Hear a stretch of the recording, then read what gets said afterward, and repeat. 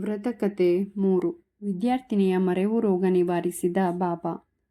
ಸುಶೀಲಾ ಎನ್ನುವ ಓರ್ವ ವಿದ್ಯಾರ್ಥಿನಿ ಓದುವುದರಲ್ಲಿ ಬಹಳ ನಿಪುಣಳಾಗಿದ್ದಳು. ಆದರೆ ಅವಳಿಗೆ ಪರೀಕ್ಷೆಯ ಸಮಯದಲ್ಲಿ ಓದಿರುವುದೆಲ್ಲ ಮರೆತು ಹೋಗುತ್ತಿತ್ತು. 9ನೇ ತರಗತಿಯವರೆಗೆ ಶಾಲೆಯ ಉಪಾಧ್ಯಾಯರ ಕರುಣೆಯಿಂದ ಹೇಗೋ ಪಾಸಾದಳು. ಆದರೆ 10ನೇ ತರಗತಿಗೆ ಬಂದಾಗ ಅವಳಿಗೆ ಯೋಚನೆ ಶುರುವಾಯಿತು. ಏಕೆಂದರೆ ಅದು ಪಬ್ಲಿಕ್ ಪರೀಕ್ಷೆಯಾಗಿತ್ತು. ಅವಳ ಶಾಲೆಯ ಉಪಾಧ್ಯಾಯರು ಏನು ಮಾಡುವಂತಿರಲಿಲ್ಲ. SSLCಯನ್ನು ತಾನು ಪಾಸು ಮಾಡುವುದು ಕನಸಿನ ಮಾತು ಎಂದು ಸುಶೀಲಾ ಅಳುತ್ತಾ ಮನೆಯಲ್ಲಿ ಕುಳಿತಳು.